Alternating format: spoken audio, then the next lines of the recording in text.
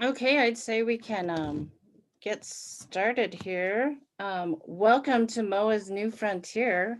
Um, it's one of the best things about MOA is being able to meet in person, and it's unfortunate that we're not able to do that this year, but um, we're finding that Zoom is serving to bridge some gaps that we've had in the past, and at least we're able to meet people this way and to share all of the things that we've done in the past, like Organic You. And so Doug Crabtree, one of the rocks of MOA, is going to start off as Organic University and our virtual conference with the story of Vilicus Farms. And he is joined by Paul Neubauer. So thank you, everyone, for being here. Thank you, Jamie. And as she said, we are honored to be the kickoff of this year's conference week and of Organic University. One of the things I'm very proud of is having been one of the founders of this organization and served on the board for a number of years. And this Organic University and its function to encourage and bring some education to those interested in becoming organic farmers is very close to my heart. And so without further ado, we'll try and run through this presentation and hope it's helpful. Okay.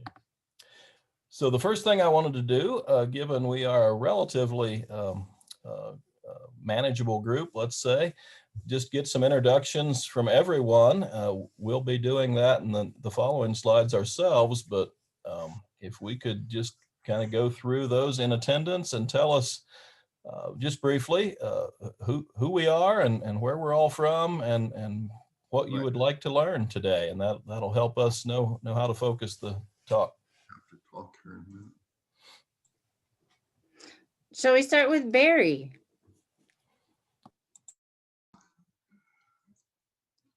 Hi, everyone. This is Barry Flam, and I'll have to echo what Doug just said. And I also am proud that I was one of the leading early members of MOA, and I've been very grateful for the work you all have been doing. I haven't been able to be as active as I once was in it, but my heart is still with you, and I hope I can be more active in the future. Thank you. Thanks so much, Barry. I'm so glad you're able to join us. The next person I have is Bateman's.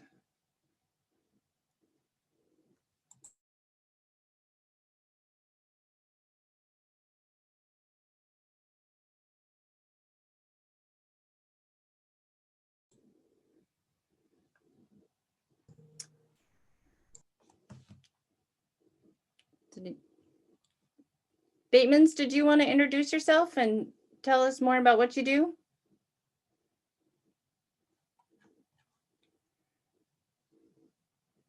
Okay, we'll skip down to Craig Schmidt. Yeah, take it off mute. Can you guys hear me okay? Yes. Okay. I'm Craig Schmidt. I think I joined MOA last year or so, but I've just been converting to organic up in Northeast Montana.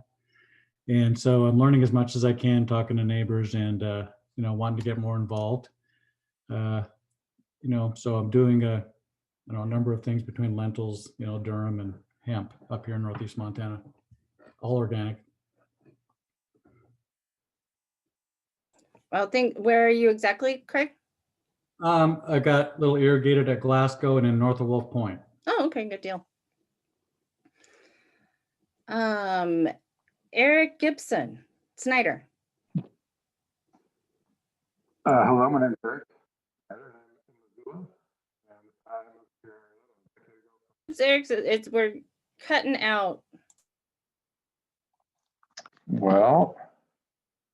There you go. Okay. So I am in Missoula, and And just getting back into growing, I was in Seattle for a number of years where I had an organic farm. And I'm just wanting to learn how the process works again. It's been a bit of time since I've been done this, so just things seems like things have changed a fair amount, and just want to get back into learning how the organic certifying process works. Welcome. We still had trouble with your audio, but it sounds like you're new, and thank you for joining us. You're welcome. Thanks for being. It's great to be here.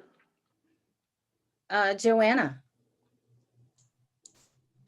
Hi, I'm Joanna Willingham. I'm the territorial sales representative for Johnny's Selected Seeds. I'm based out of Washington State, and I have had the pleasure of driving through your state a couple of times, but I haven't been able to visit any farms yet because of COVID.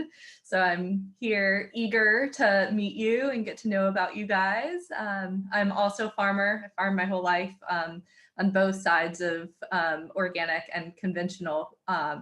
So I'm excited to hear what innovations you have going on in Montana. Thanks, Joanna, for being here. And Rich. Hi, can you folks hear me all right? Yes. Yeah, great. Rich Torquemada. I have Luna Yena Vineyards here in the Bitterroot Valley, about halfway between Florence and Stevensville. It's a small vineyard of cold hardy hybrid grapes, which has been in operation for about 6 years. I've been working well under the $5,000 organic limit, so I've been operating organically, but not in the formal process.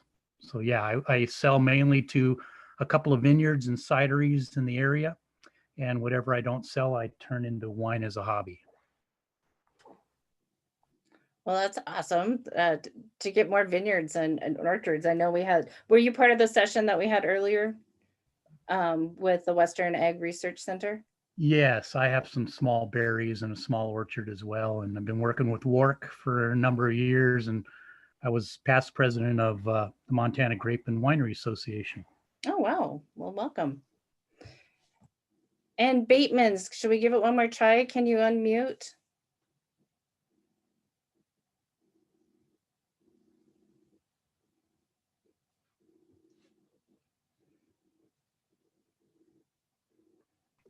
Okay, I'm Dave Bateman, Idaho.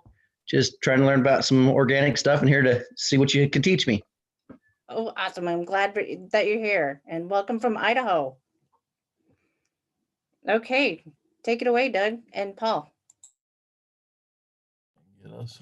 Okay, if everyone can still hear us, I think we'll tell you a little bit about ourselves and the farm and some history. And I think I'd like to keep this, we'll take a break periodically, and Jamie, you can facilitate that. If there are questions that come up, we'll try to address them as we go through rather than making everybody wait till the end. So who we are, where we came from. Personally, I was born and raised on a very non-organic corn and soybean farm in Ohio. And that farm and my family's operation was a victim of the 1980s farm crisis. And then I went on to get a degree in farm management and subsequently a master's in plant science and agronomy, and focused my later education on organic crop rotations and the science and agronomy around that specifically. My wife, Anna, who is not able to be with us today, but is a full partner in everything that happens here, is a doctorate in civil engineering and maintains a career with the U.S. Forest Service while also working more than full-time in this farm operation. And we are missing her presence here with the presentation, but she's a big part of everything we do.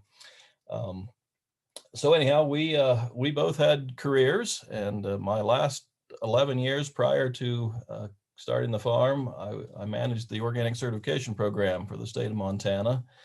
and there was a bit of overlap there. We started farming while still working, and but basically started from scratch up here in North Central Hill County, and bought some land off the open market, started a farm, and have since been growing it. And we'll tell you a lot more about that going forward. But that's the brief introduction to us. There's a good shot of my bride. As I said, we started as beginning farmers when we were both 40, and can sympathize and could tell a lot of stories about the challenges that entails. But one of the things that informed us to do was to also launch an effort to train and encourage more young people to get into agriculture. We have a formal apprentice program, which Paul will be telling you more about, and have worked formally and informally with a number of young folks that are interested in becoming farmers, specifically organic farmers, over the years.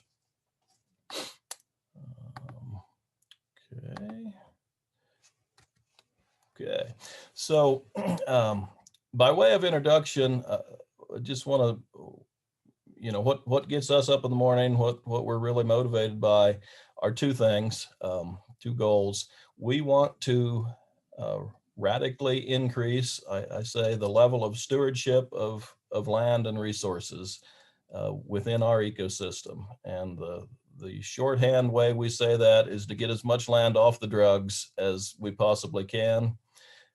And our second goal is to increase the number of stewards on the land, to bring more farmers into organic agriculture in any and all ways that we can, and that being in support of goal one. So everything that we do really is surrounded around those two goals.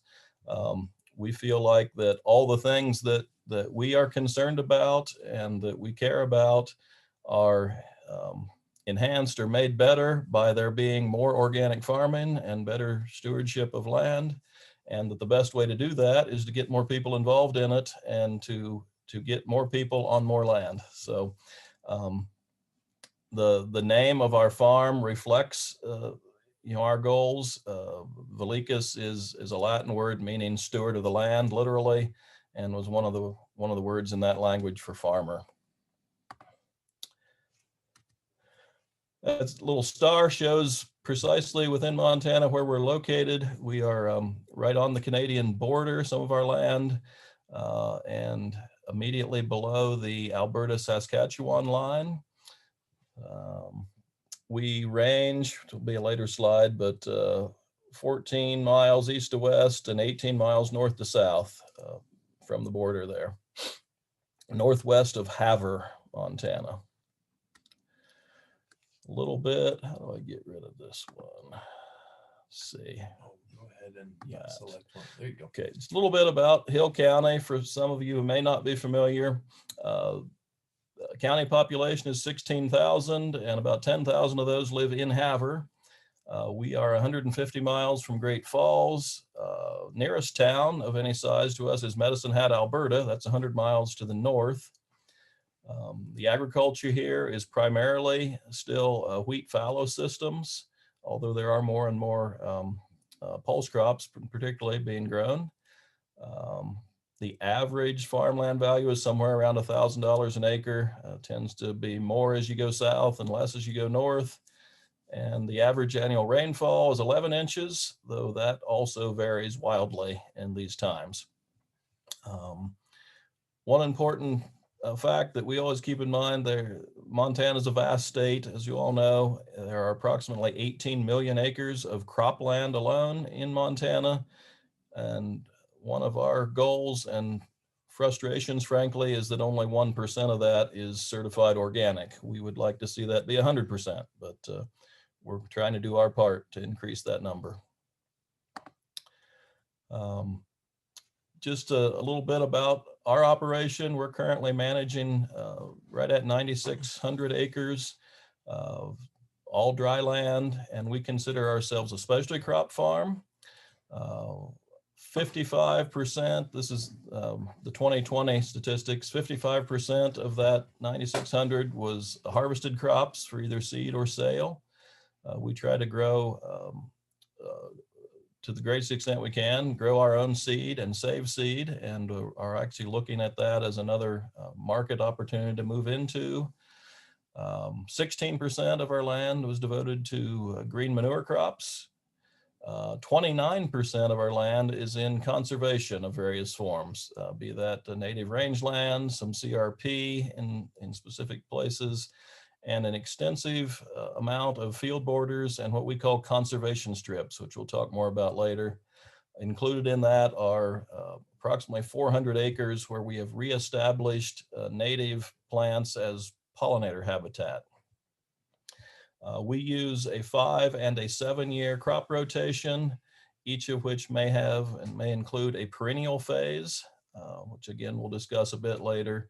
But our primary crops are various small grains, pulses, oil seeds, and broadleaves. Diversity is really, as we see it, the key to a successful organic system, and trying to reflect that, we grew 17 crops in 2019. I think that actually should be 2020, I apologize. And 12 crops that we harvested, the remainder being cover crops and green manures. And kind of the new frontier that I am personally extremely excited about, and that Paul has brought to our operation, is integrating livestock grazing into our cropping system. And that is really helping enhance the stewardship and really the sustainability of what we do. So again, we'll discuss that at some length toward the end. You have a question, Doug. Let's hear it. Okay, the first one is, do you think your certified land has greater value if you were ever to sell? And then, do you have to pay more to lease certified organic land than non-organic? No. Well, I guess I want to specifically to address the first part of that question. We actually don't own much land. We own 350 acres out of the 9,600 that we manage. So we're primarily tenant farmers, as it were. I think it's not being certified organic necessarily that adds to the value of land, but we believe that our farming practices and stewardship, we are building soil, and that should definitely increase the value of the asset, certainly over the long term. Whether that's reflected in short-term markets, I think it has a lot more to do with where you are and who is in the market. As to the lease question, I would say we lease at market, and we have a number of landlords that have specifically sought us out to have their land farmed organically, and even some land investors who have bought land specifically to lease to us and offer favorable terms for us being organic. So I guess that's a long-winded way of answering the question, but I don't think we have to pay any more, and in some cases we may be able to pay less because we're farming in the way we do. We have two additional questions. One is, how hard is it to do cover crops? Some folks claim it's impossible. And then the other question is, how important were NRCS programs to the success of your farm? Yeah, first question, cover crops, or green manures, as we prefer to call them. I don't know, there are challenges with growing any crops in this environment, whether they be for harvest or otherwise. But in an organic system, it is absolutely essential. There is no way that I understand, certainly in a dryland situation, to produce crops without growing green manure crops. So I wouldn't know how to begin without that being part of the system. Maybe there are more specifics we can get to later on specific challenges around that. And the second part of the question, I'm sorry, remind me. How important were NRCS programs to the success of your farm? Absolutely, very important. We've used a number of conservation programs, the EQIP, CSP, CRP. I could throw out other acronyms, but we are very dedicated to conservation in all ways that may be incorporated. And we find that those programs provide another income source to support the practices that we need to implement to be organic and to be successful farming. And frankly, those revenues come in whether it rains or not, and it doesn't always rain here. So it's very important to our economic stability. I'll add to that. I think there's more information later on in the slide presentation that will give some more detail to both of those topics. Perfect, great. All right. One of the things I like to say at the outset of any kind of presentation, we believe that practice is informed by philosophy, and the reason that we do things is because of what we believe.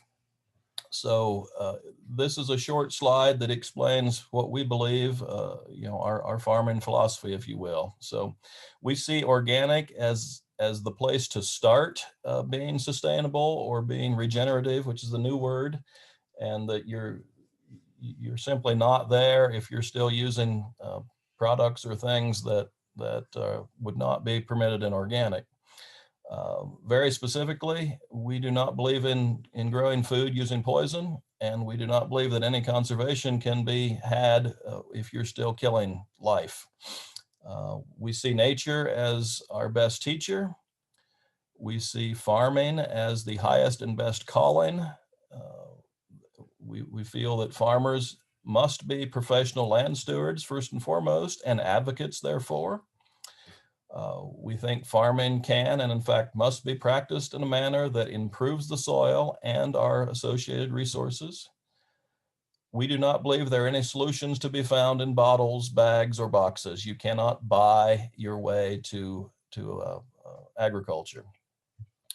We see tillage as the art of farming, an indispensable part of a sustainable farm. And as my mentor Wendell Berry said, the best fertilizer are the farmer's boot prints.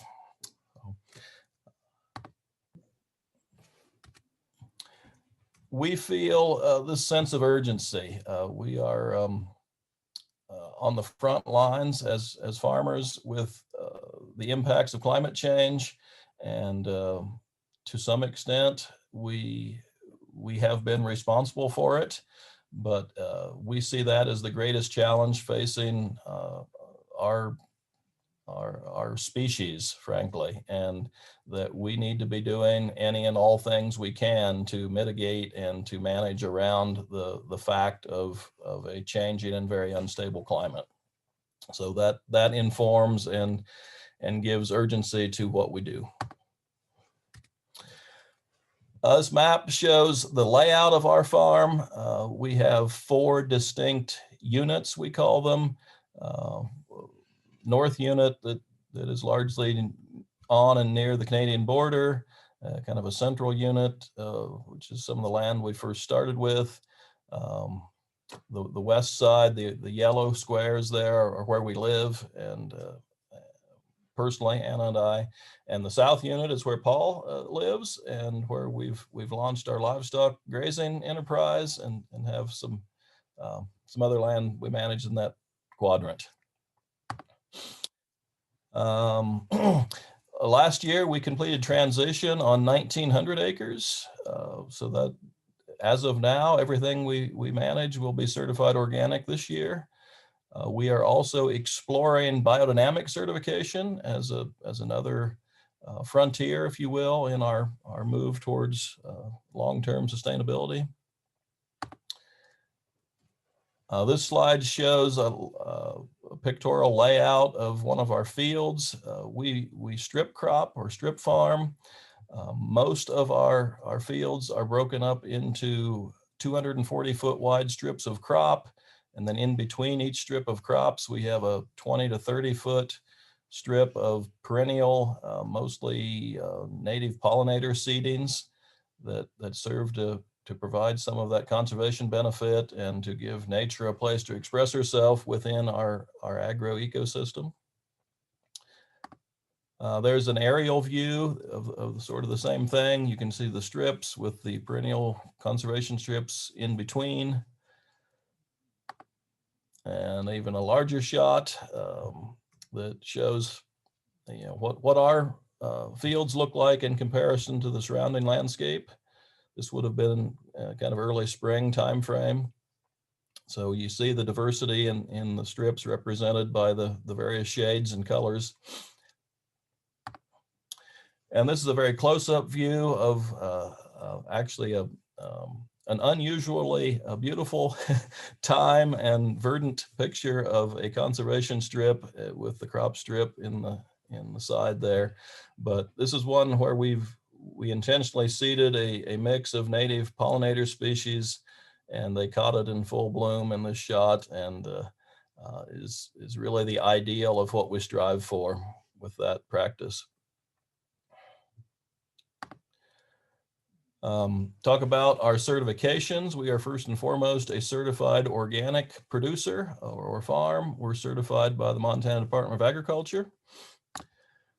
We are Be Better certified, a program managed by the Xerces Society, one of our partner organizations. That you know, the purpose of this is to support and encourage more habitat for pollinators, and we're happy to be a leader in that realm. This past year, we were certified under the Real Organic Project, which is another add-on certification recognizing some specific practices and components within organic.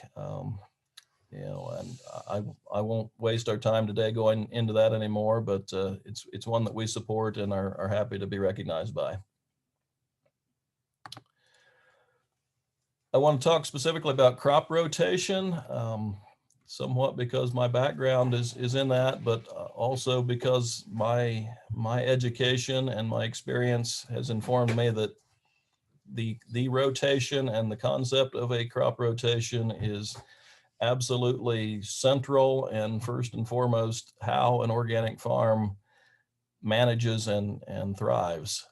And the diversity expressed through a crop rotation is reflective of the maturity of a farm and its success. So when I visited and talked with organic farmers as I was being educated, I was impressed that every question I asked about how do you farm organically began and often ended with crop rotation. So purposes of the rotation are to manage moisture, fertility, weeds, pests, diseases, to improve soil organic matter, prevent erosion, and to provide a diverse income stream. Our primary rotation is a 7-year crop rotation with, rather than specific crops, we rotate crop categories, starting with well, it can start anywhere, but in this list, it starts with what we call a light grain. Those are primarily heirloom type crops or lower demanding crops, both of moisture and of nutrients. We follow that with a green fallow year, and that is primarily a legume, sometimes a mix, but the full purpose of this green fallow year is to build and enrich the soil for the crops that follow. A new thing we're doing now is experimenting with grazing as a termination method rather than tillage during these green fallow periods. We follow the green fallow with a heavy grain, which are more simply modern grains, if you will, primarily spring and winter wheats. And we follow that with a broadleaf or an oat. That might be oats themselves of various sorts, or buckwheat or flax as sort of scavenger crops, if you will. And follow that up with a harvested legume, peas, lentils, chickling vetch, those sorts of things that can be grown for either sale or seed. And then we have a year where we grow oats in particular, or other grains, sort of depending on the market and what we have demand for. One of the things that we're finding and trying to implement is incorporating a lot of oats into our rotation. There's some research being done on the so-called oat effect, where there are benefits to the soil and to succeeding crops from growing oats in particular. And we are observing that and hoping someday to understand it more, but there's definitely a benefit to oats as a crop, and we're featuring them in our rotation at least once per cycle. And we follow that with another green fallow. This will be a different crop than what was in the first green fallow. Often we'll do an annual in that first, second year of the rotation, if you will, and then use a biennial such as sweet clover in this second year before we start over back to the light grains. I'm going to jump in here and with a question I think you covered well enough, but I just wanted to make sure. Craig asks, how many cover crops are grown in the fall after cash crops versus a cover crop as green manure for a full season? That is a great question, Craig. We have not been successful in being able to establish cover crops following harvest of a full season crop here. I think we may just be too far north, or we haven't found the right species. We have tried, it's been a while, but winter peas with very little success. We do attempt to leave stubble or residue on, and we also grow fall seeded crops. So we're trying in any way we can to maintain cover on the soil, but an actual growing cover crop is not something we've been able to do successfully yet. We do have 2 years out of the 7 that are devoted to full season green manure or cover crops at this time. I've got 2 more questions related to this, and that's first, have you learned how to lower your tillage intensity, and was it hard to learn? Yeah, I have some slides I want to talk about tillage later, but I'll jump into it here. I don't think we have lowered it because I don't believe it was overly intense to begin with. So, that all kind of depends on where you start with. I am sort of a defender of the plow. I believe tillage is both necessary and desirable in a sustainable farming system. It is the way that we introduce food to our biological community. And without tillage, it is impossible in any practical sense to farm without poison. And that is one of our fundamental kind of core beliefs. So I think tillage is the art of farming. You may have heard me refer to that before, and knowing what to use, when and how, what depth, what speed, proper tool for the proper condition is really something that is a lifelong learning as a farmer. And it is really the best way and the most expressive way that we interact with our soil organism. So yeah, I think it's important to have the appropriate, intensity of tillage. And at times that may be more than is popularly promoted, but it's what the soil needs at the right time. Okay, and we have one more question that I think you'll probably cover later, but it's on terminating cover crops with livestock and the impact on crop insurance. Yeah, there's a whole lot wrapped up in that. I don't know if it's specific to livestock, but there are definitely dates by which one must have that crop terminated in order for the following crop to qualify as being on summer fallow. And we have tried to do that where it is possible, but we do put I guess we put the health of the soil and the overall farm system ahead of specific and I would say misguided directives from crop insurance. So we are willing to surrender the summer fallow practice under RMA for the benefit of having longer term soil cover. And we actually feel that fallow is one of the worst things you can do for soil and try to avoid it at all costs.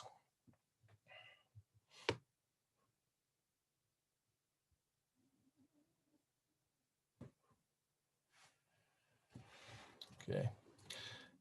Any more questions? That's it for now. All right, great. I really appreciate that interaction.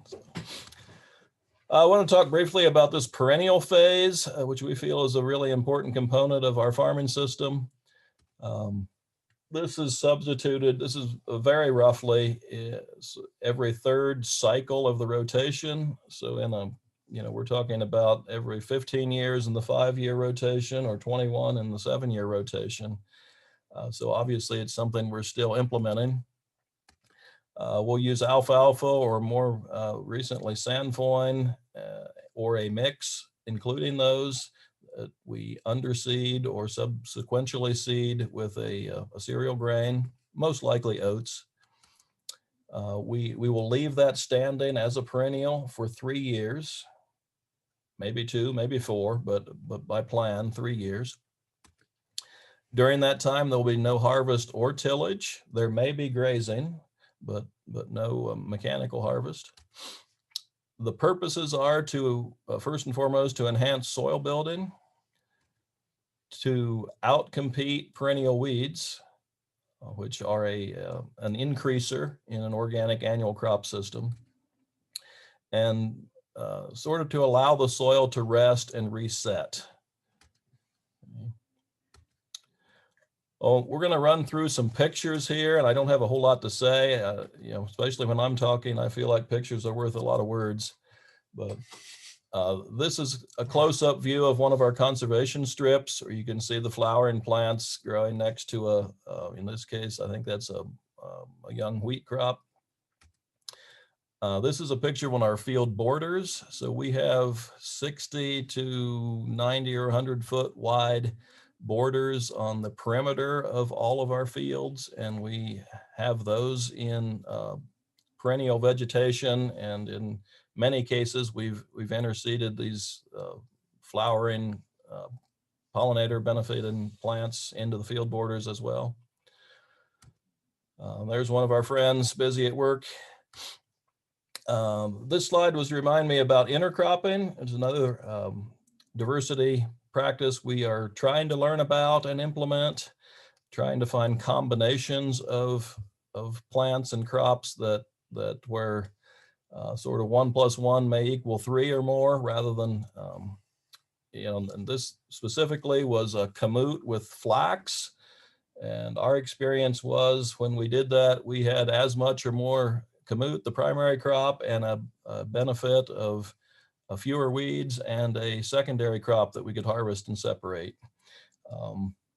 But it is a learning process to try to find those right combinations, and a lot of, how do we separate them? For instance, if you harvest them together, how do you get them separated and market them? So, but I think it's an area that deserves a whole lot more attention in research and trials of how do we inject more diversity into our farming systems by growing more than one crop simultaneously. This is just a picture of some lentils growing. We grow pulse crops for harvest as one of our cash crops, and that have a dual benefit to the soil in fixing nitrogen and also just diversifying the system, but that we have found have great value in the marketplace as well. Swathing, we seem to swath more of our crops every year. It's a very important management tool that allows us to bring uniformity to harvest, to speed and make more efficient the harvest, and frankly to manage weeds, which in an organic system, you're going to have weeds, and a swather is one of the tools that lets you manage around those. It's a bronze hulless barley that we grew several years ago. It's spelt, which is one of our fall seeded heirloom grains that we grow and would like to grow more of. Anna in a field of flax, a beautiful blooming crop that benefits pollinators while it's growing and has a fairly reliable market. It's a picture of one of our cover crop cocktails, a warm season mix. And, you know, that's something we've experimented a lot with and frankly, for me, is still an open question. We have not found there to be tremendous benefit or frankly, any noted benefit to the cocktails versus a single or two species. I understand the science. I just haven't not yet seen it manifest, but we're still experimenting. There's a picture of a mix that's at maturity, if you will. We've got things blooming there. Some have already gone to seed. We try to include at least one flowering species in any of our mixes. Again, just seeking to provide some habitat for pollinators. And this in particular, we left this small, I think that was about a 200-foot circular area.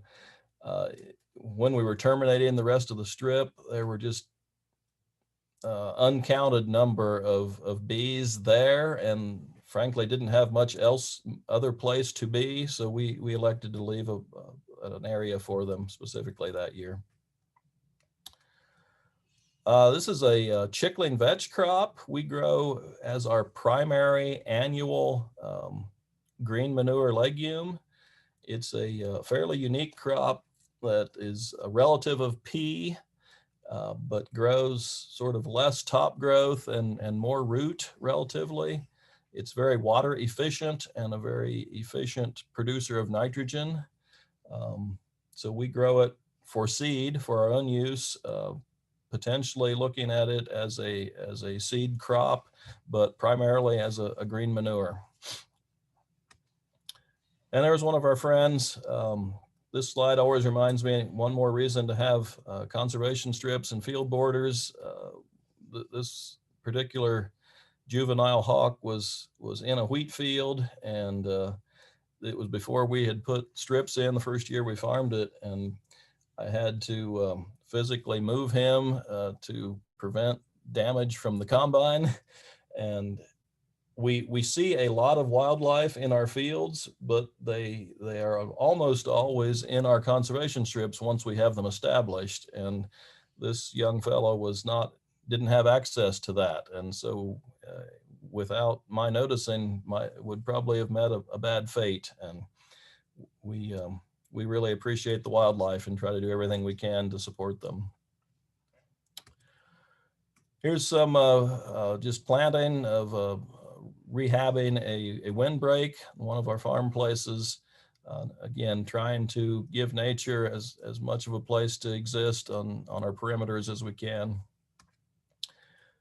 This slide, one of the primary aspects of our farming system is the application of manure at least once per rotation cycle, and depending on the soil test, what is needed to supply subsequent crops in the next rotation cycle.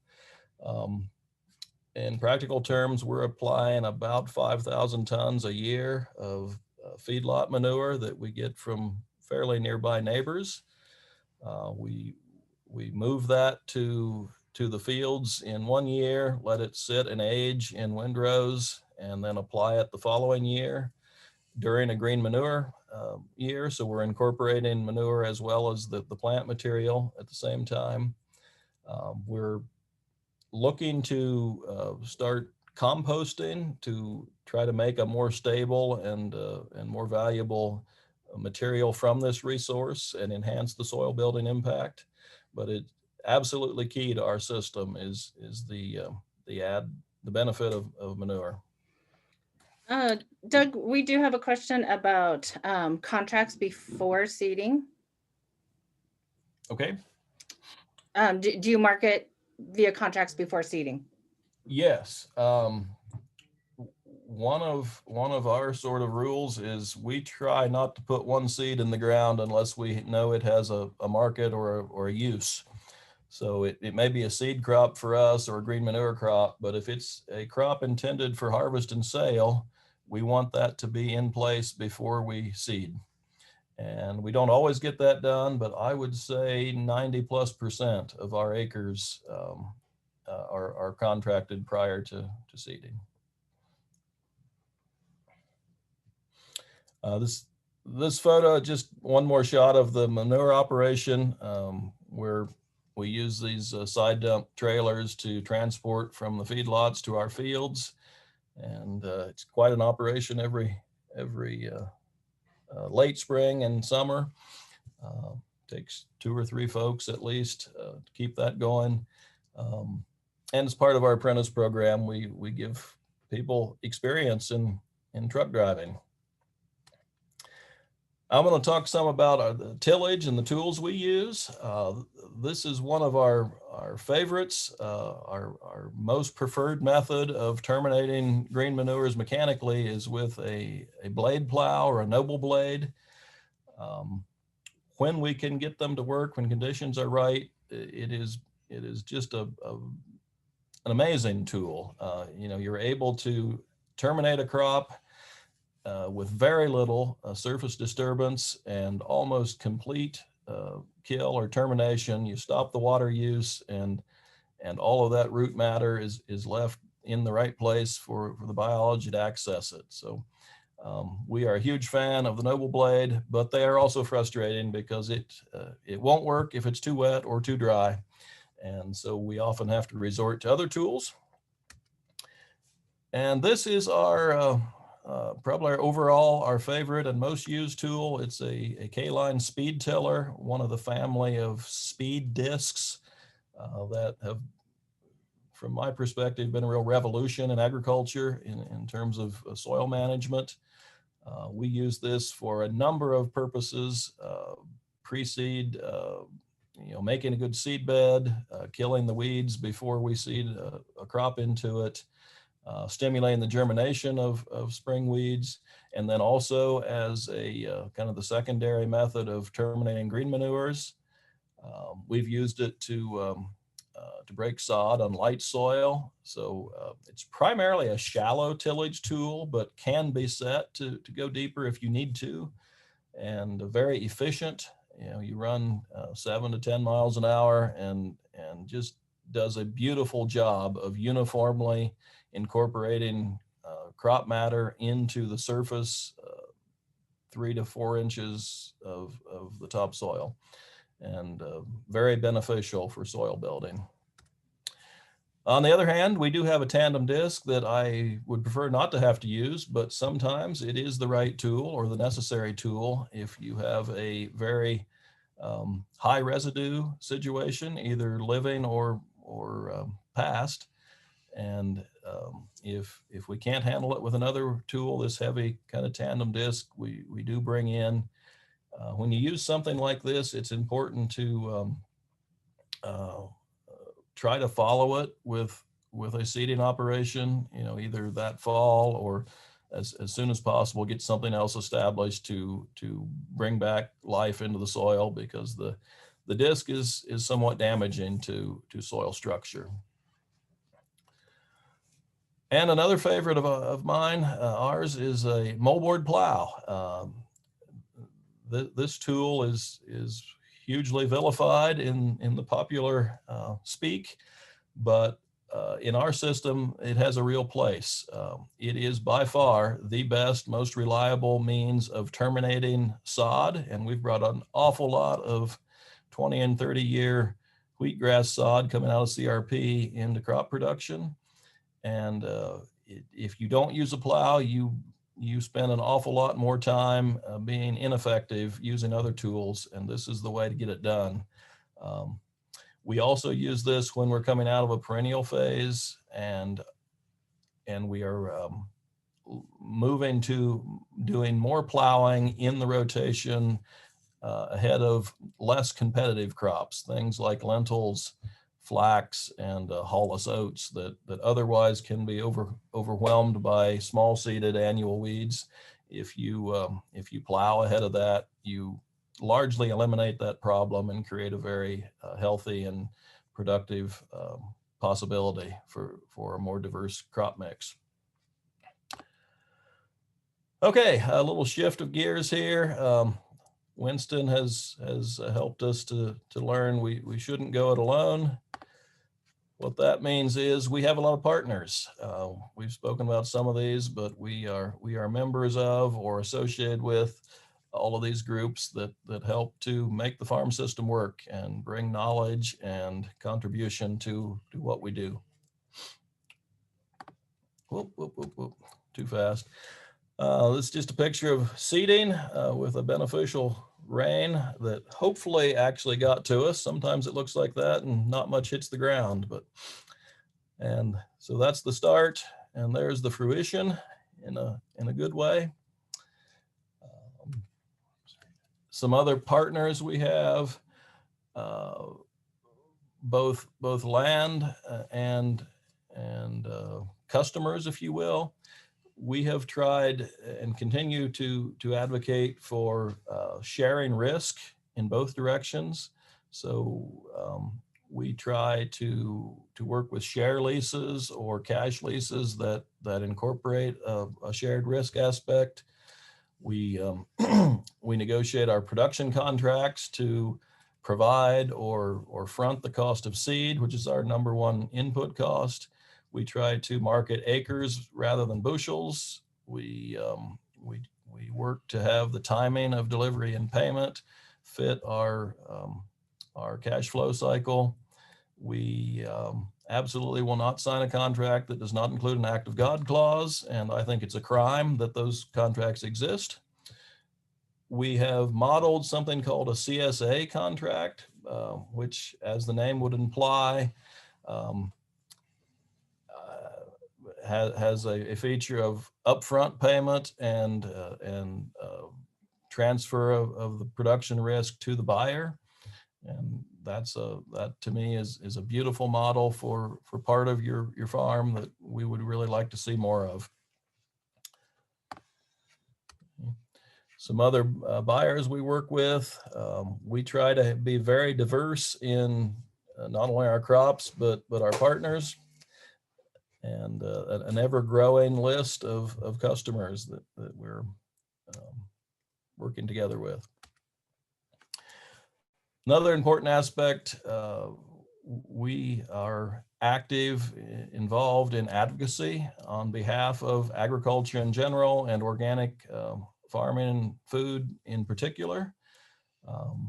I am on the board of the Organic Trade Association, and as part of that, we make at least once a year, we do hill visits in Washington, and where we speak to our representatives and others that are on the right committees to promote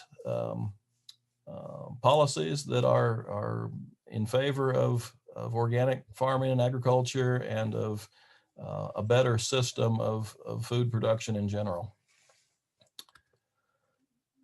Some more of our partners, as I mentioned earlier, we have had land investment companies that we have established relationships with that are buying land specifically to have that land managed organically and to support organic farmers. There are a growing number of these entities, and they are certainly a big part of our success and a part of the solution to growing organic and enhancing stewardship across the land. And there's a picture of one of the farms that Iroquois Valley bought and where Paul lives, and that we've brought it converted from a non-organic into organic production and are now implementing a grazing system in conjunction with the cropping. So with that, you've heard way too much from me. We could take any questions if you got them. Otherwise, I'm going to turn it over to Paul, and he's going to tell you about our apprentice program and about our livestock enterprise. Sure. Let's take some time though and a break. If anybody has any more questions, we jumped over some more stuff about contracting, land investment partners, and all of those things pretty quick. So I'll I'll pause for a bit to see if there's more questions. Let's see, we've got, so are buyers really willing to share risk? Is this just a limit? Is this just limited to a few buyers? Is this shared risk idea growing? I wish I could say yes. It is a challenge, and it's sort of like the analogy of pushing a rope uphill, but organic marketing is still, thankfully, a relationship-based endeavor, and it takes meeting people, talking with them, trying to meet them where they are, and it takes sacrifice on both sides. If you're going to have a contract where, as I would advocate, you have a floor, a price, you have to be willing to give up a ceiling, so that if there's a good crop, a good production, you're going to make less than you would have otherwise. But that's in exchange for a guarantee of when there's a bad crop or a failure. And I find that that's a hard message for other farmers to accept, that you have to give up something in order to share that risk. But I am concerned that it's becoming more difficult to negotiate innovative production arrangements.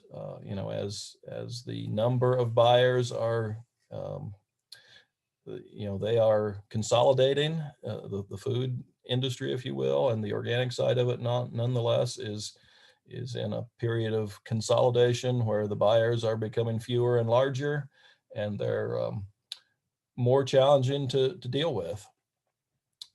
Any one farm is less important, and that's where another thing we don't have time to talk too much about today, but we are involved with a marketing cooperative, the Montana Organic Producers Cooperative, and I see that as a real important place to go for farmers to cooperate more rather than being independent to our own demise, and to work together to try to even those scales in contract negotiations.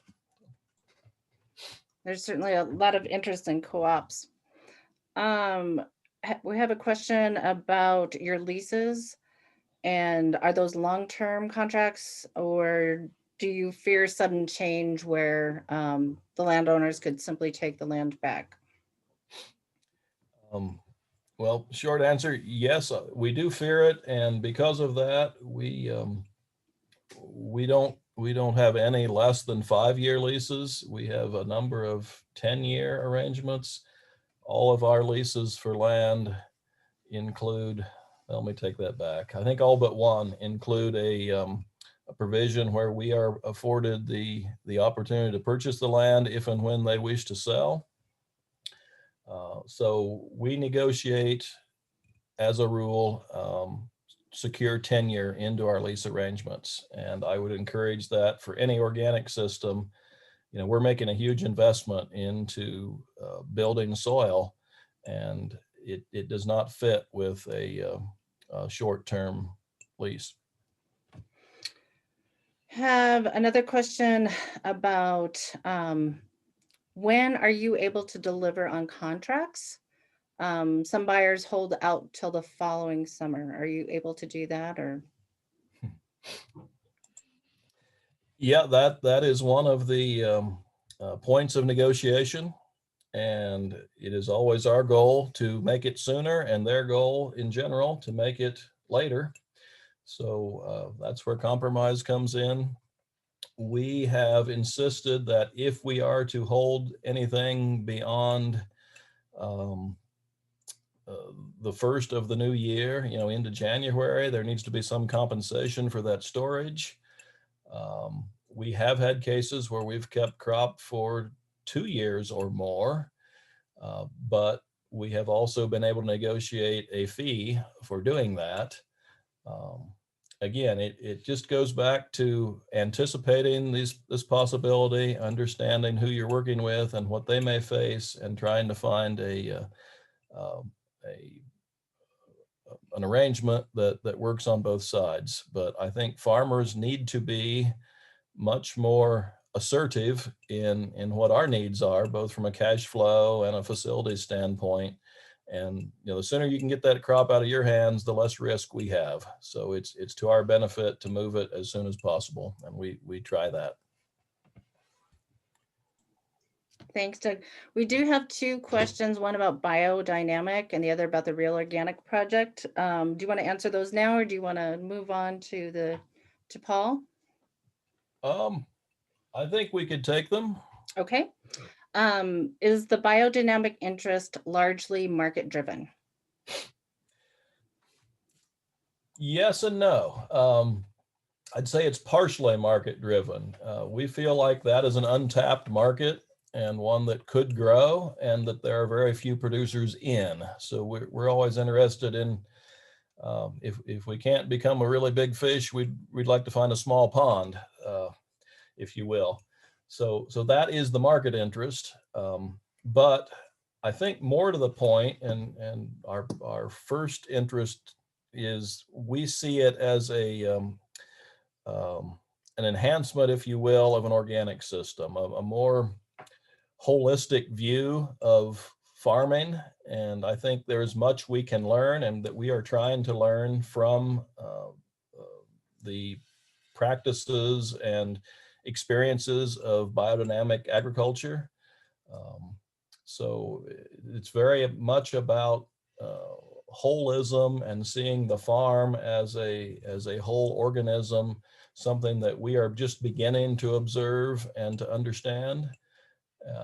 But very much at the curiosity and learning stage for us.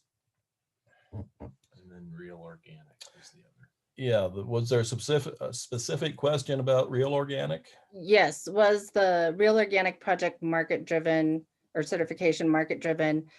And can you get more for being Real Organic certified? Yes, not at all. As far as I know, there is absolutely no market for that. I guess I am indifferent to there being. It's a very sort of painless certification, if you will. They basically reviewed our system and visited virtually and recognized our compliance with their standards, and we're represented as such. So it's more of a recognition at this point. And I support, or we do as a farm, we support what the Real Organic project stands for in terms of a more specific interpretation of organic standards that we feel would benefit the entire community. And we wanted to be recognized for that and to support it.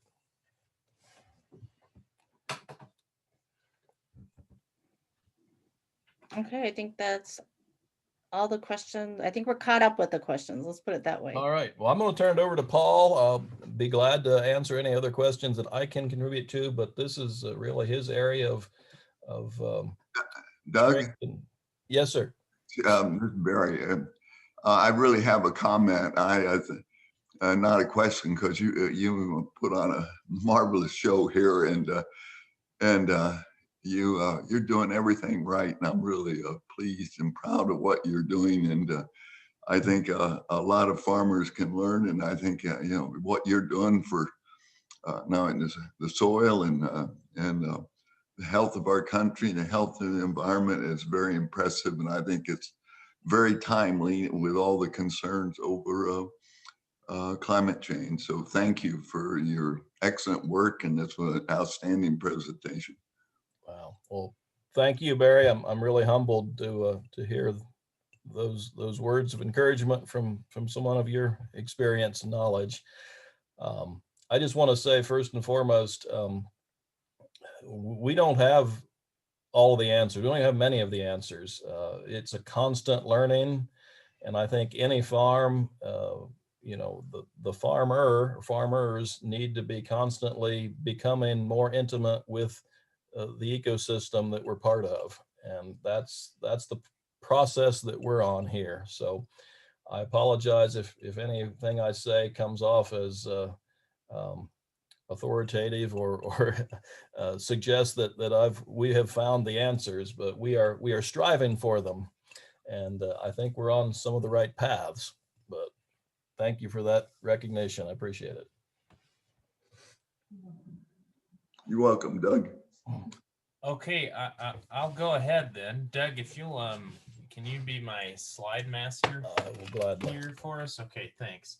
So as Doug mentioned earlier in the presentation, one of the sort of driving motivations for he and Anna as part of bringing their farm to reality is also to help other people do the same thing.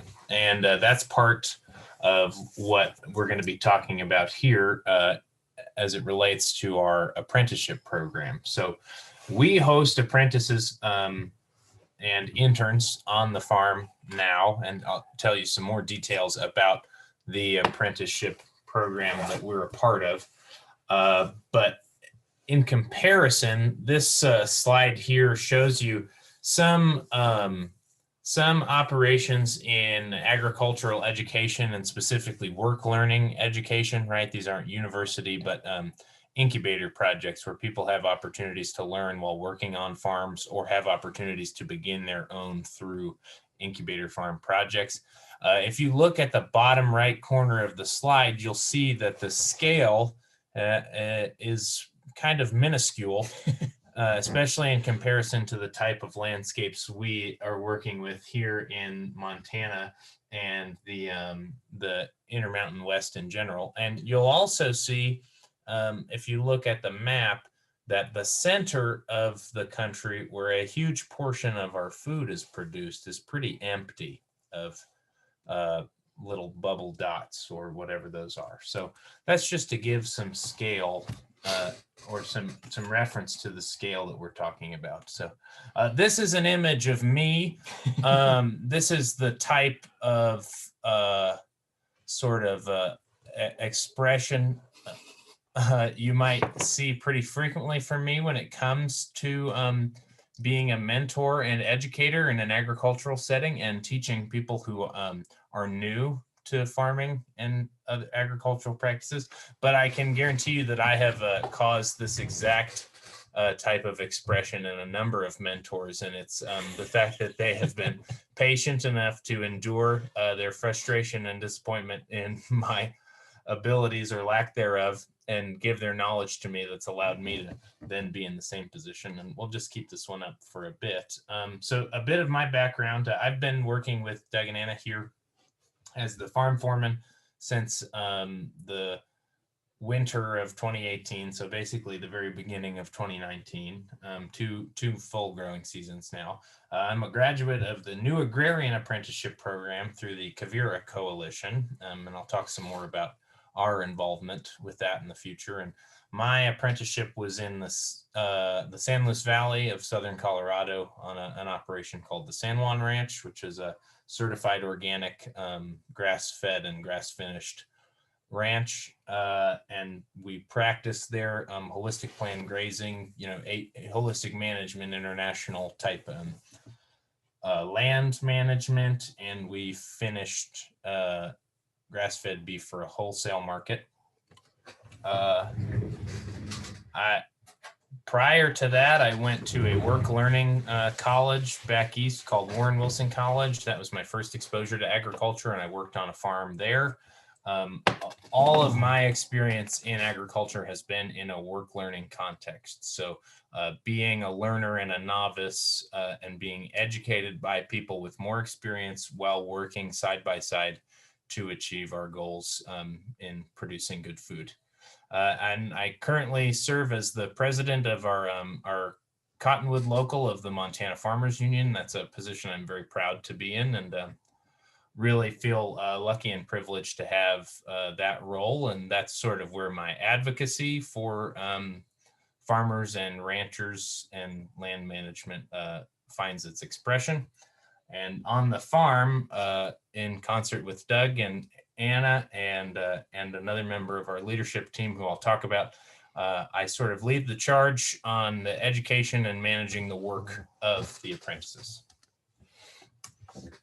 So here is just a group of images of some of the apprentices that we've had on the farm. The farm has hosted apprentices since 2013, and they started an apprenticeship program and since have joined the new agrarian program with the Quivira Coalition. So that's a not-for-profit based on land and water resource management in the West out of Santa Fe. They have a conference every year, which you can find more information about at quiviracoalition.org. We were the first apprenticeship site in Montana for this program. And in 2021, there will be 15 apprenticeship sites.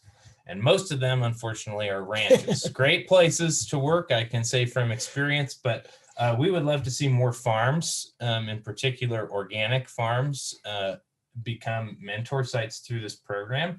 And if that's something anyone listening on the call is interested in, I have some contact information later in the slideshow. So please reach out to me through that avenue and we can discuss that more.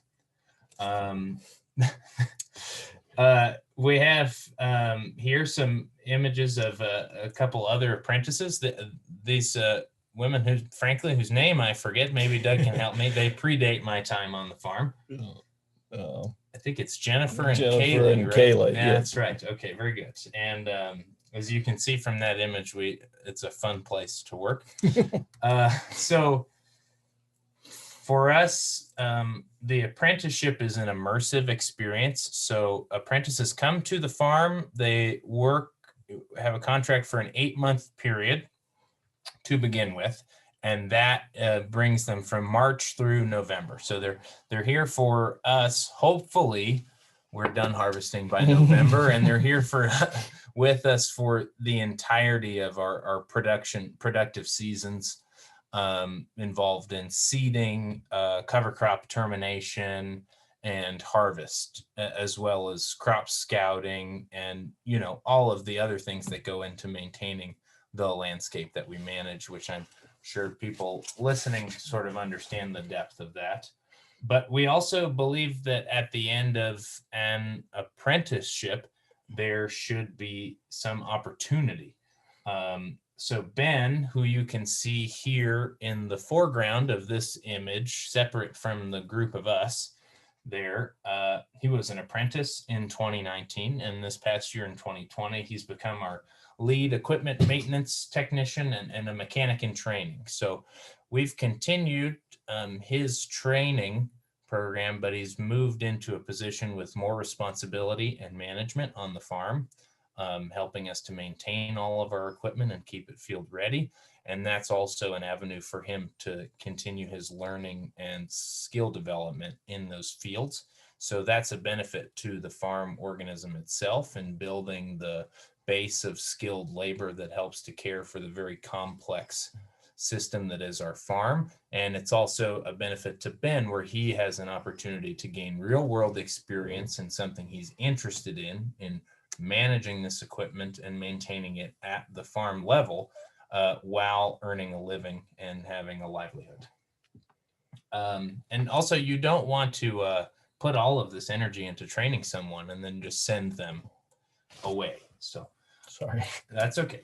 Another aspect of the farm team is we have quite a lot of farm campers. And this is another way that we sort of pay forward our experience and the great benefits of working in a farm environment. So you can see here a farm camper who's, you can tell is a camper because they're shorter than Doug. And with some, I believe that's spelt there in the hand. So the farm campers are like little seeds we plant.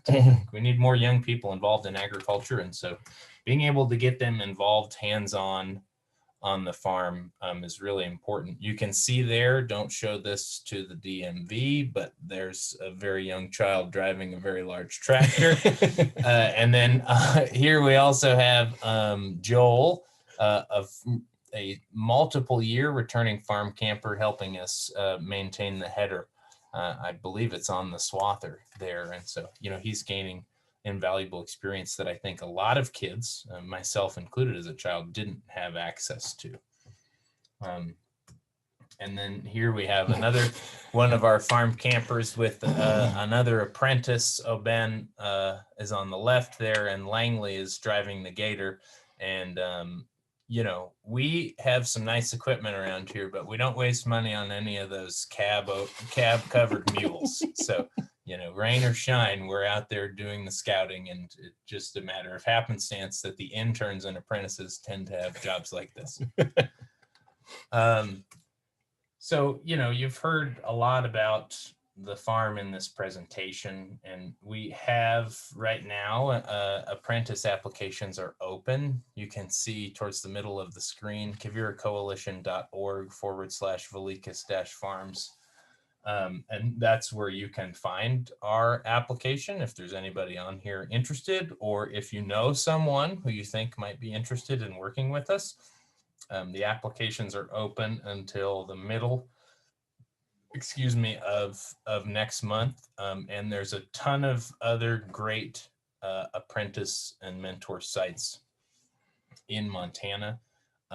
Everybody involved with the Quivira Coalition takes mentorship and education and growing the base of qualified professional land stewards in the West really seriously. And it's a great organization to be a part of. So we'll move on, I think, from there. Oh, and here's a couple other things about opportunities we have on the farm. Doug's talked some about the fact that we have a lot of sort of enterprise opportunities. I'm going to share with you in just a little bit my enterprise opportunity that's come to fruition through the work of Doug and Anna, and they're providing that opportunity for me. But we have a bunch of other ones, some seed cleaning, the compost making opportunities, some direct marketing opportunities that we've identified. And, you know, part of what's limiting us from taking advantage of those opportunities is people power. So we're always looking for avenues to join forces and cooperate with like-minded individuals. So we also have a registered apprenticeship, which is a more formal sort of trades apprenticeship, registered with the state of Montana, the Department of Labor and Industry. And this is something we're piloting for the first time this year with an employee / apprentice, Mark, who is a veteran of the Navy, and he will be entering a longer-term, structured 2-year paid occupational training with us. And this registered apprenticeship with this educational structure focuses a little bit more on classroom time and less on in-the-field learning than our new agrarian apprenticeship. And also it will allow Mark to take advantage of some of his GI benefits. And you can see at the bottom of the screen here, you can see our website, vilicusfarms.com. There's Anna's email and also my email, both of which are just Anna and/or Paul at vilicusfarms.com. So please don't hesitate to reach out about any of this stuff. And there's an image of myself, Oben, who's an apprentice who joined us from France, and we're trying to have come back. We'll see what COVID allows in that regard. And Ben, and that's us on our way to the Quivira Coalition Conference in New Mexico. This is, I think, I don't know the mountains too well in the other parts of the state. I'm really a plainsman, but we might be looking towards Judith Gap or something like that. We're on the highway headed south. We barely made it out of Montana before we had to take a picture. So now I'll move into talking some about our livestock integration, unless there's some questions anybody would like to cover about apprenticeship before I do that.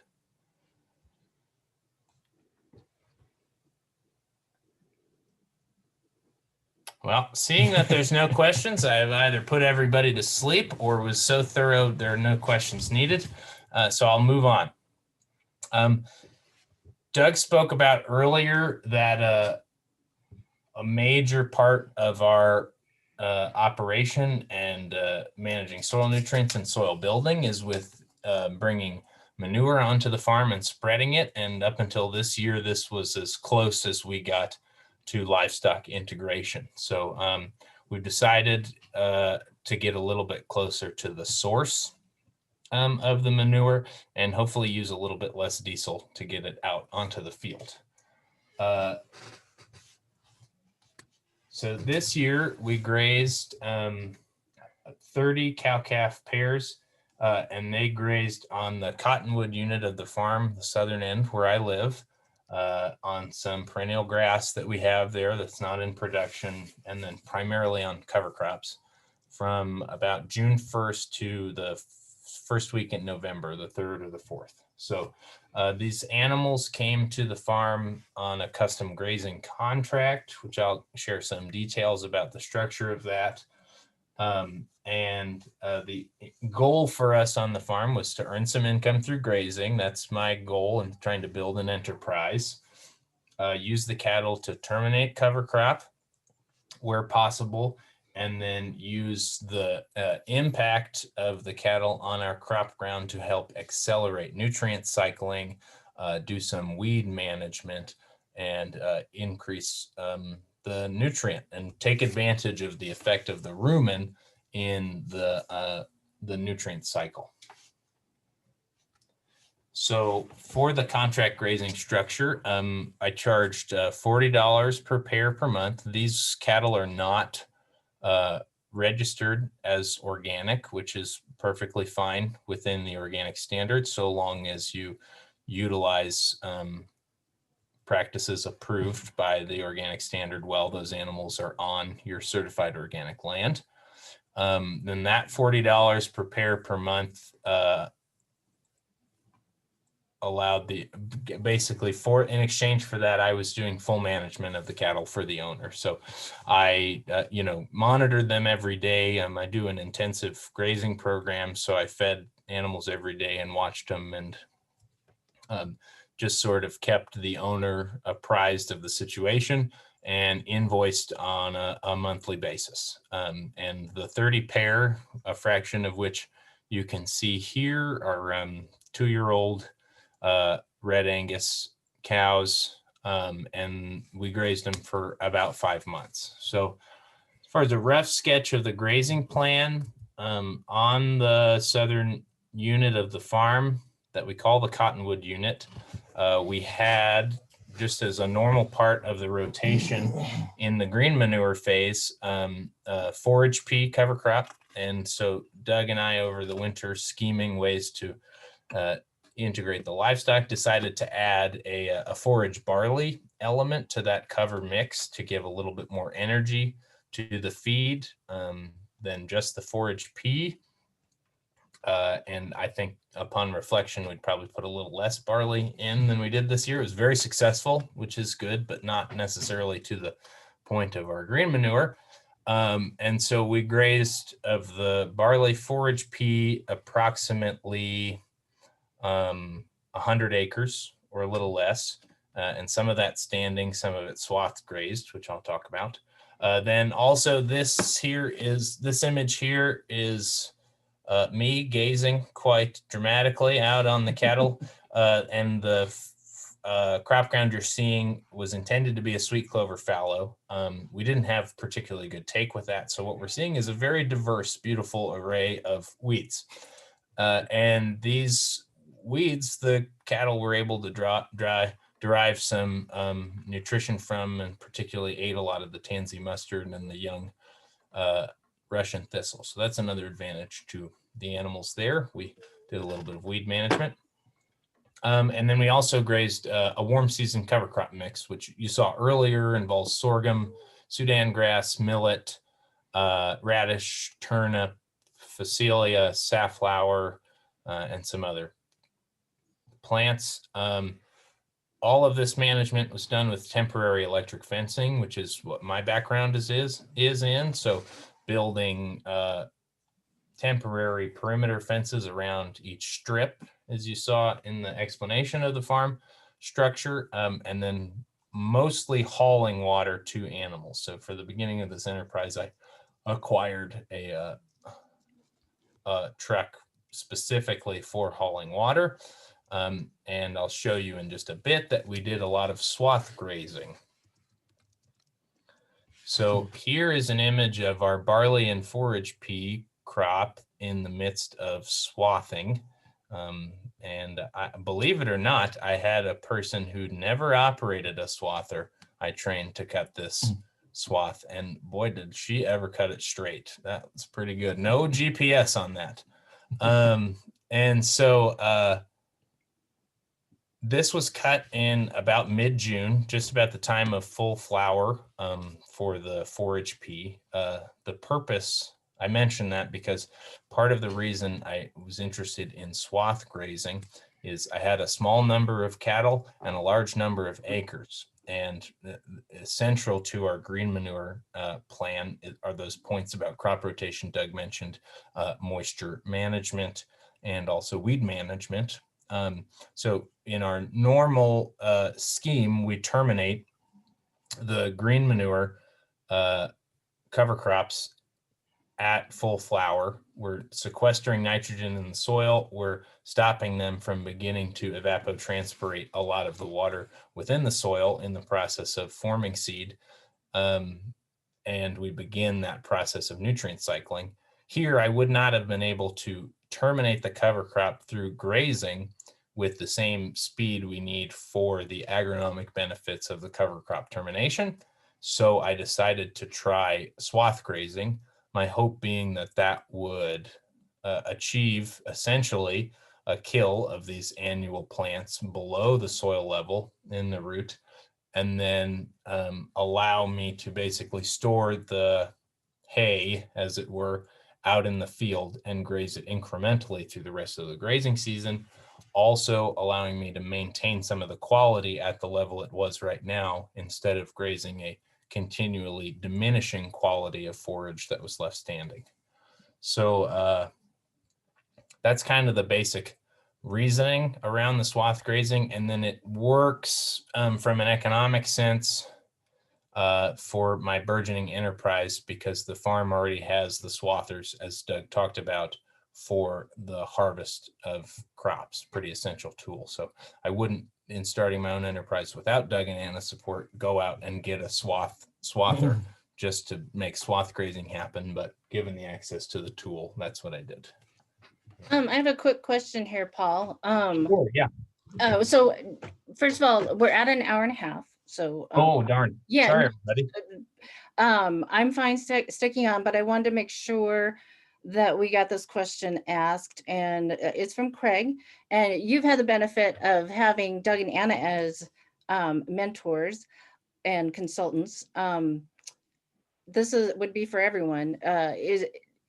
Who would be are there consultants available that would be that you would recommend, or what? Oh, we're seeking consulting for some of the stuff we're Sure. talking about in terms no, of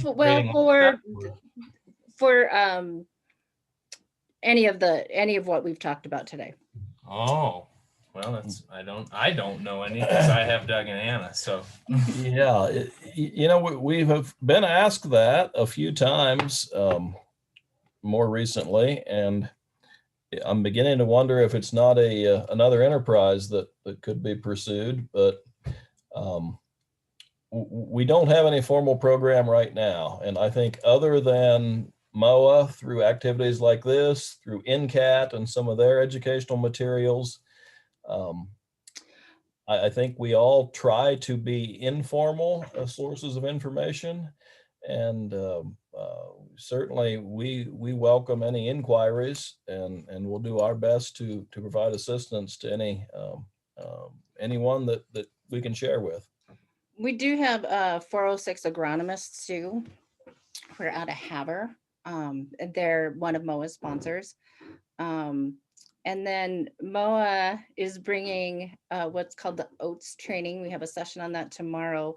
And that's a train the trainer program that's specifically geared for extension agents, insurance folks, bankers.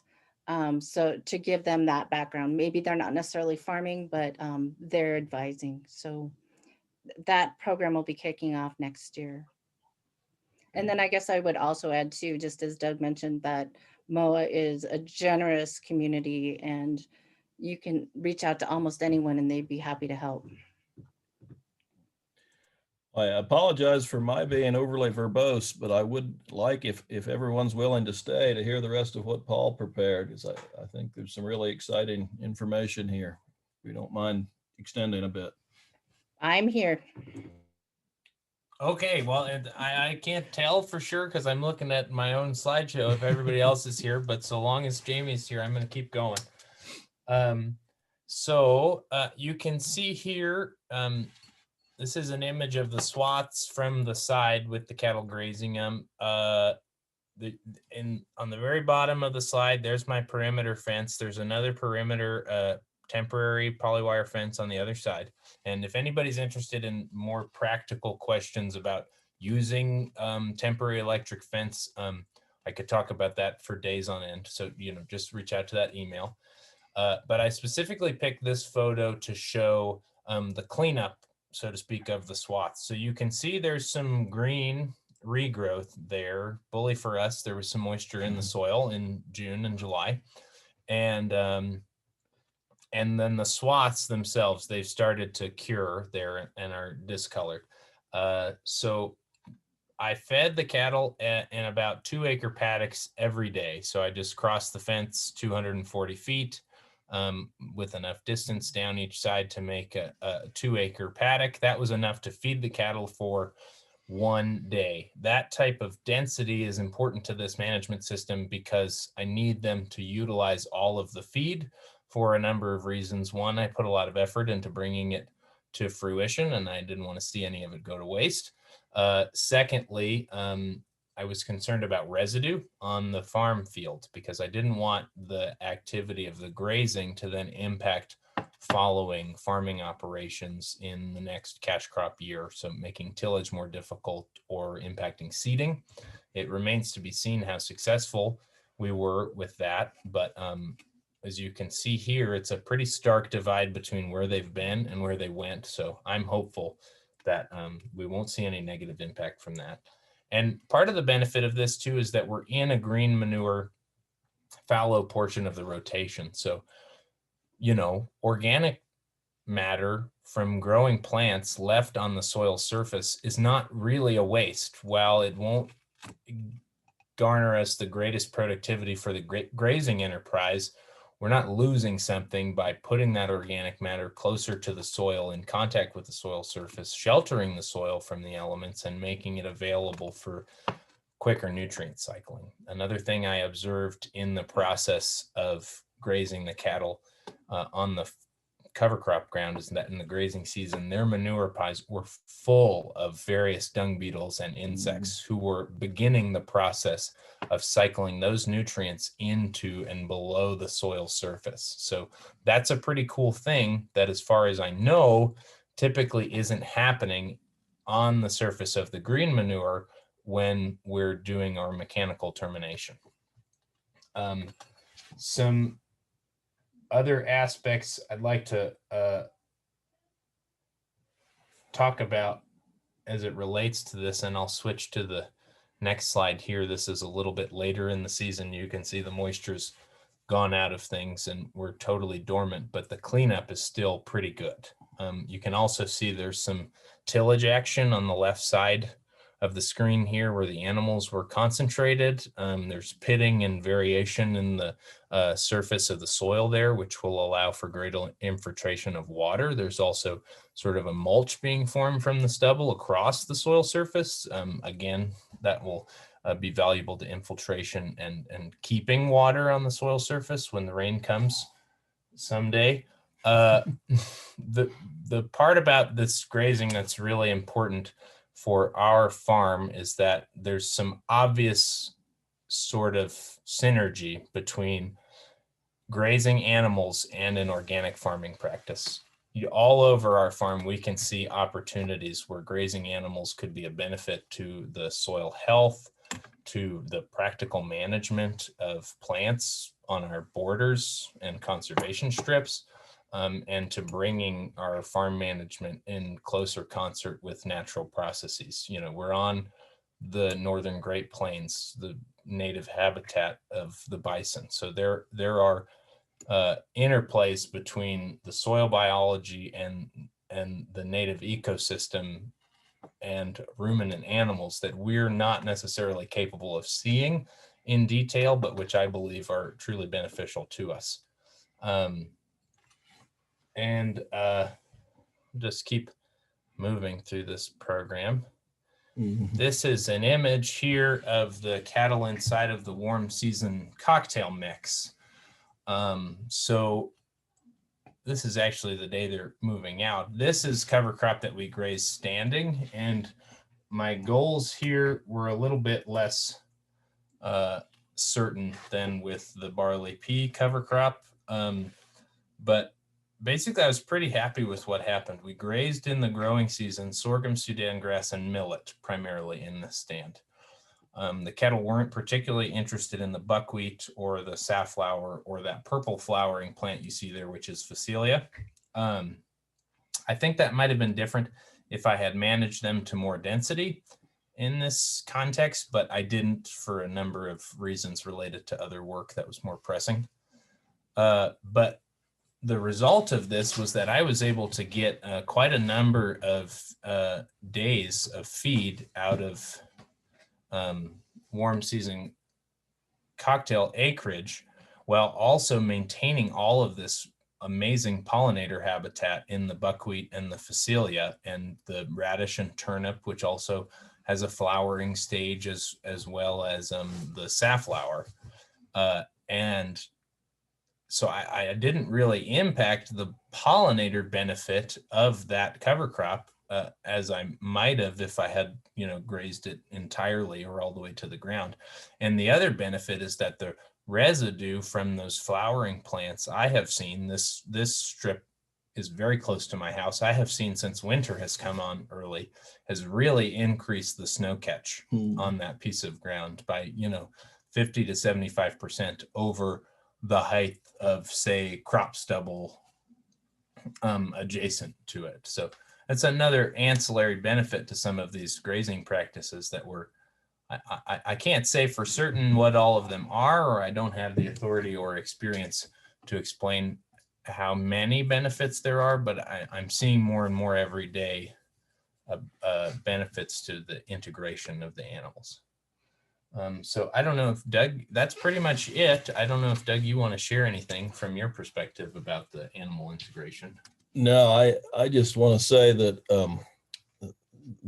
this is a great slide. This was sort of our cap slide from previous presentations, and it shows sort of what our previous practice looks like. When we use tillage to terminate a green manure crop or a cover crop, we had something like this going into the winter. And despite the great quote from Aldo Leopold, this is not our ideal.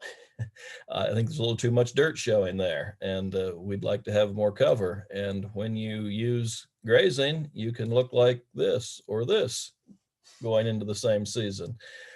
So we're really excited about this, a new frontier for us, really enhancing our level of stewardship, and while at the same time trying to support a new agrarian and launching his own enterprise. So just so much benefit from something on all sides. So we're very excited about it. So I guess at that point, we've said all we had to say. If anyone's still with us, we would be glad to take any questions.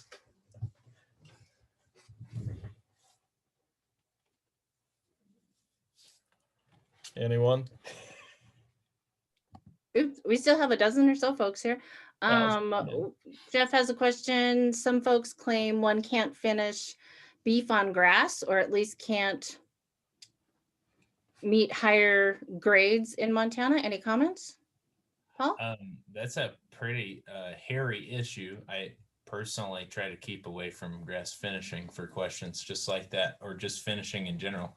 But I think the grass finishing business is one, sort of like when it comes to organic cropping, and the standards of quality in the conventional cropping world don't fit the standards of practice in the organic cropping world. It's a similar thing to say that, grass finished beef standards of the conventional system, which are uniform for the sake of efficiency and sales, don't fit the standards of quality in production of grass-fed. So I think the question is kind of moot, in my opinion.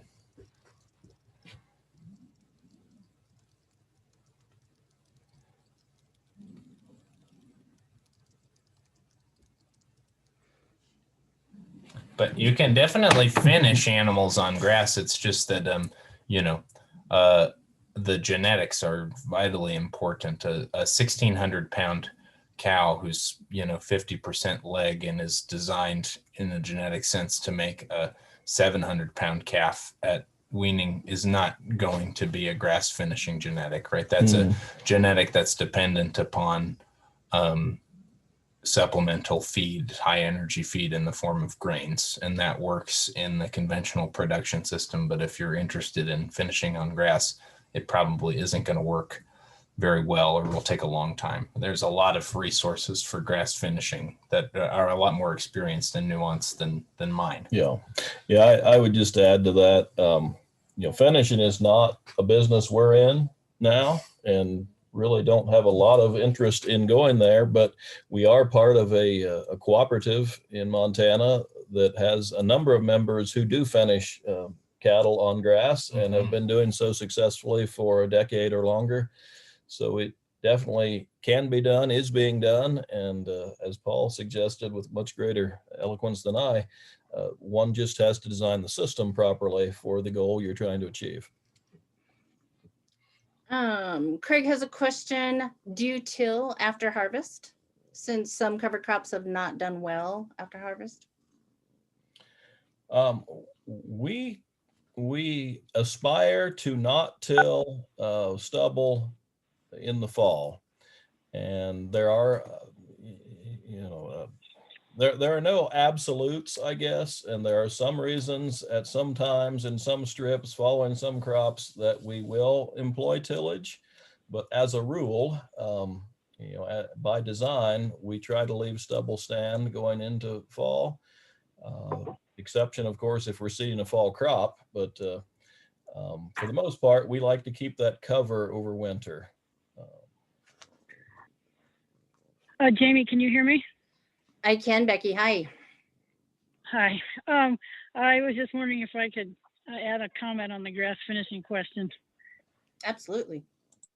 It took me a while to figure out how to unmute myself.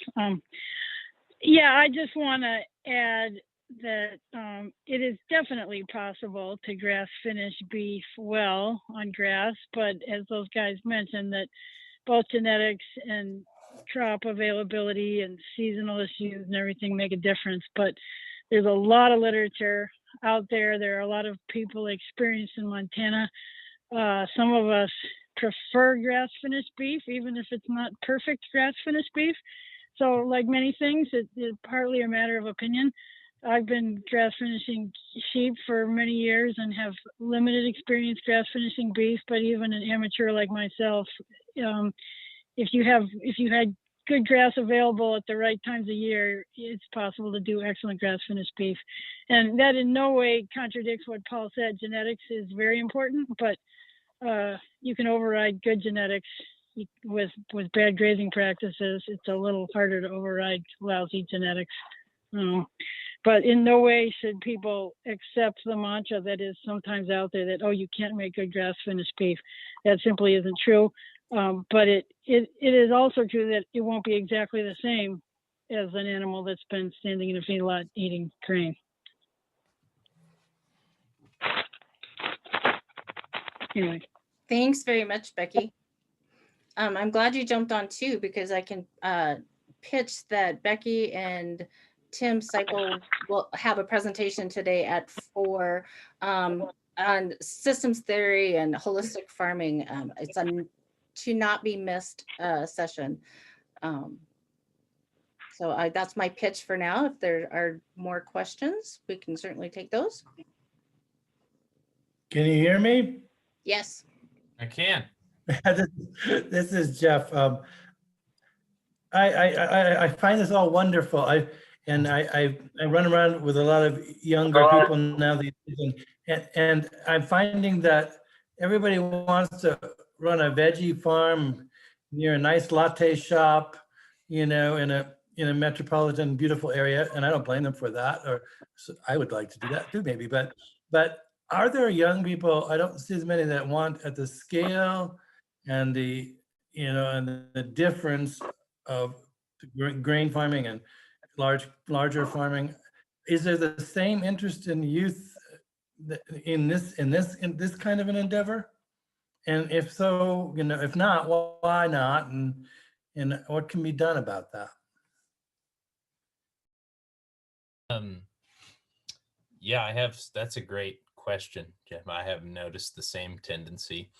And I see myself as a bit of a contrarian, so perhaps I've sought out the experiences I have to avoid that trope. I think there are a lot of people who could be interested in agriculture at the scale and in the style that we practice here, and specifically in organic agriculture.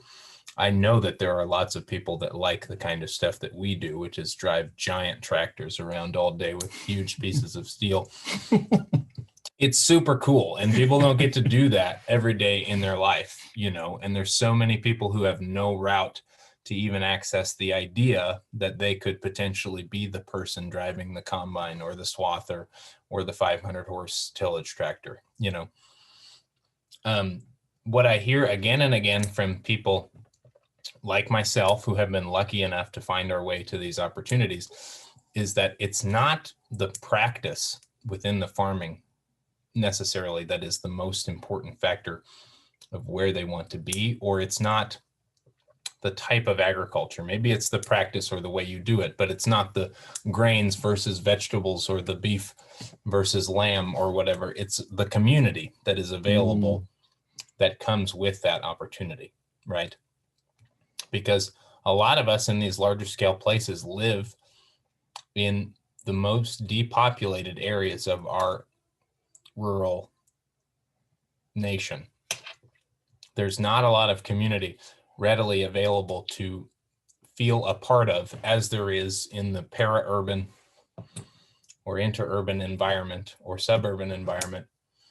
And people want to be close to nature, I believe, but they also want to be close to other people. I don't have that problem myself. I'm quite satisfied away from other people, but I see that it is a challenge. And I think we have had some success in gathering people, especially younger people, to our operation by focusing on those things that are important to humans in their heart and not just focusing on what is important for caring for the land. And in fact, when you can do both of those simultaneously, you do both of them much better, I think. But it's a huge challenge to build community. It takes a lot of work.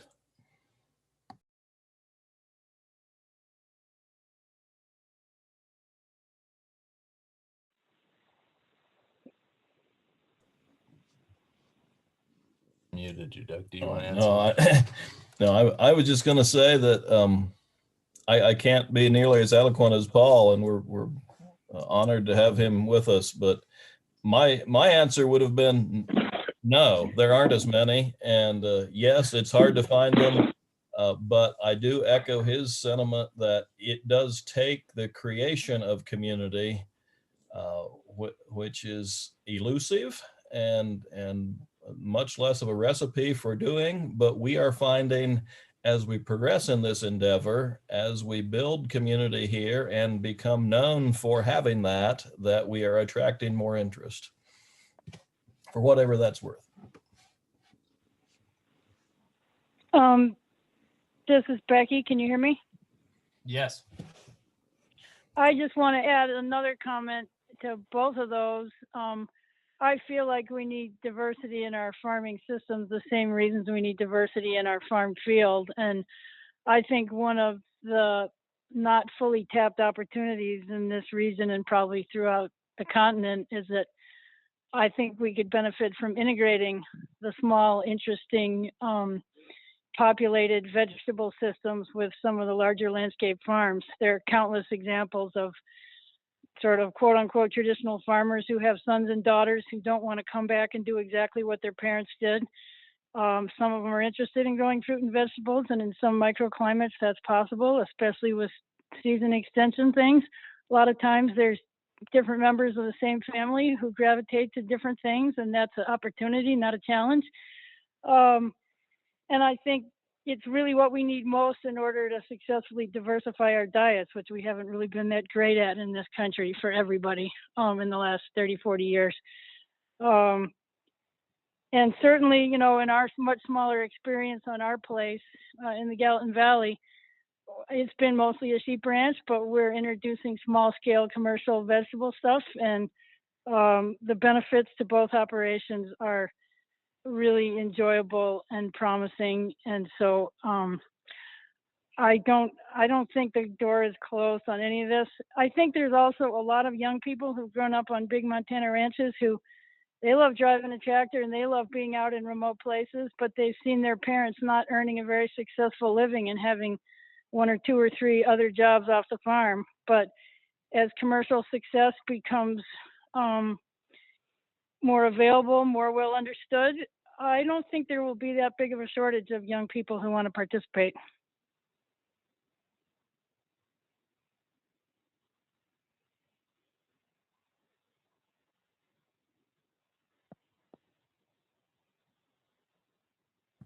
If there are any further questions, we're glad to answer them. If not, and anyone has questions later, I think you've seen our contact information. We're glad to talk at any time about these passions.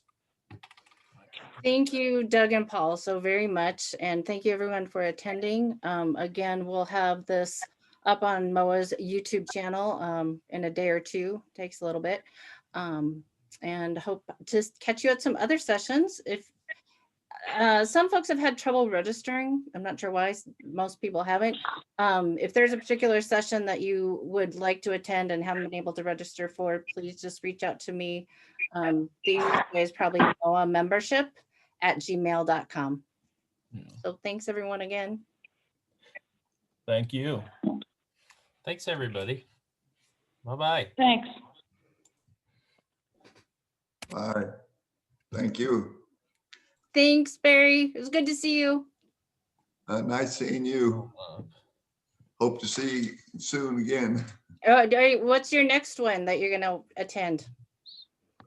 I'm not quite sure yet. So. Oh, okay. Still on screen share. I heard Becky and Tim's this afternoon. It was they did it last year, and it was very well received, like Doug's. I'm sure Becky will do a great job again. Yes, no doubt. Smokes. Lots of chat. Great job, guys. Good. Managing.